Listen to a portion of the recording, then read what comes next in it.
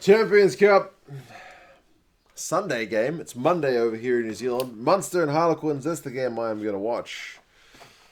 Managed to get a weekend pass, so why not watch Leinster on Saturday and Munster on Sunday? Leinster have just had a pretty big win in their game over in France. Munster will be looking for something similar over Harlequins. I'll go through the lineups and the predictions for this one, and you guys can let me know your thoughts on how this one is gonna go. I haven't seen either of these teams play for a while. I think Harlequins play a few weeks ago at the start of the Premiership. Munster I haven't seen since the start of the Pro 14 season. I think I definitely saw them in the Champions Cup previous edition, where they were, I guess, a bit disappointed again to drop out. Didn't they not make it past the group stages? Disappointing, I remember anyway, from Munster last time. But they look to be doing pretty well in the Pro 14, 7-0. 7-0 is a hell of a record. They've got some pretty big wins in there, some close results, but also some pretty big wins. So they will definitely be going into this one as favourites. Harlequins in the Premiership season are 2-1, so 2 wins and the 1 loss. Hard to say kind of where they'll be at compared to Munster. I look at the Munster lineup. It's like a hell of an experienced front row with James Cronin, Kevin O'Byrne and Stephen Archer. It's a lot of caps amongst those guys. And then you got Irish internationals all over the shop in the rest of the lineup. You got Jean Klein and Tyke Byrne in the second row, pretty useful. Gavin Coombs is one guy I'm not that familiar with.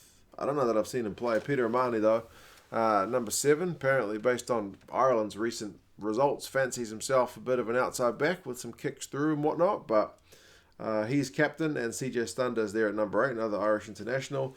Murray's 9 and JJ Hanrahan at 10. I still haven't seen any news on Joey Carberry coming back. From what I understand, his injury is something of a pretty long-term one. The midfield of Damien Dale Indy and Chris Farrell almost seems unfair. It's a big midfield. That's a lot of beef. So Marcus Smith's not a big guy on the other end, and he's going to have some proper big men running at him, I would think, all day long. So Quins are going to have to look out for that Munster midfield. And then you got Earls and Conway on the wings, both experienced campaigners. Earls got a brace the other day for Ireland, although I think Conway in recent times has been my favourite of the Irish wingers. I still think he's underrated, and Mike Haley is there at fullback. So, yeah, man, there's a lot of internationals in that side and a lot of experience just overall. The bench I'm probably not as familiar with as the starting guys, but that's kind of to be expected.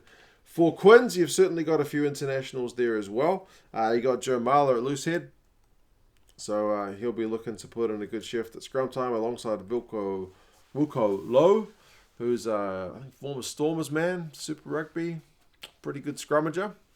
Did he ever get capped by South Africa? I think he did, but not a whole heck of a lot. And Scott Baldwin's there, a hooker.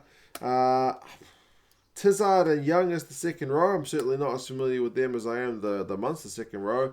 And then you got Chisholm, Evans, and Dombrandt in at number 8. Dombrandt's captain as well. And he's another one who kind of like Sam Simmons from Exeter continues to put a bit of pressure on old Billy Vunipola for an England spot. I mean, Billy V is the established guy, but Dombrandt seems to be a pretty dynamic ball carrier. There's apparently, from what people have told me, been some questions about his work rate. Certainly dangerous man ball in hand. So we'll see what kind of numbers he can produce at the weekend. But yeah, he seems to be a heck of a talent. So him up against CJ Stunder should be a bit of a fun watch. Danny Kerr and Marcus Smith should make for a pretty exciting 9-10 combo. Both of them quite able to snipe anybody who's a bit flat-footed.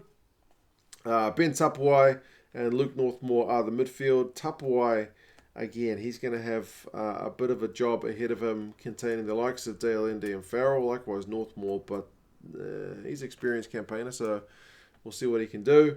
Murley, Brown, and Earl are the outside backs. And you've got a couple of Scottish internationals on the bench as well. Scott Steele, James Lang. Lourdes there as well. Garcia Botta. So, yeah. I mean, Munster's definitely going to this one as favourites, aren't they? You look at the bookies' prediction. They got Munster by 10. You look at the Rugby Forecast algorithm, which I think had this one as their, least safe prediction, I guess based on limited data. They said there's only been 2 matches between the two teams, but that's not a definite thing. Like, their website could only find 2 previous results between these teams. If there have been more, do let me know. But they've got Munster by 18 points. That being said, Harlequins did beat Munster at Thomond Park back in 2011, and not many sides do that in Europe. You know, it's a pretty tough place to go. But yeah, it should be a good game. It's on at 6:30 in the morning over here in New Zealand on my work day. So I'm going to start my work day. I'm going to be working from home tomorrow, so I'll get a sneaky game in the morning before I go to work, if that's what you call it when you're working from home. And yeah, I reckon it should be a good game. I honestly think this one could be a bit fun. I hope it's a bit closer than the Leinster and Montpellier game, because that one looked pretty one-sided. I mean, it was still a competition, but Leinster never really looked in doubt of losing it. So I hope Harlequins, if they are going to go down, can fire a few shots, but they'll be looking to cause an upset. So yeah, we'll see how it goes. You guys let me know your thoughts on this one.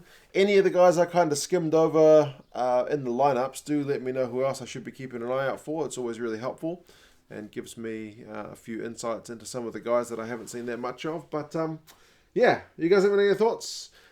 Also, do let me know how Munster's attack has been going this year, because it's one thing in the past that seemed to be a bit of an issue. It's lacked a bit of creativity. They've certainly got the players, but they often don't seem to score the points. But I looked at the previous results in the Pro 14. They seem to have been putting a few points on some teams this season. So has that been something Van Graan's been able to kind of get in place with Larkham? Or is it still an issue? But anyway, you guys have any thoughts? I'll talk to you again soon. See you later.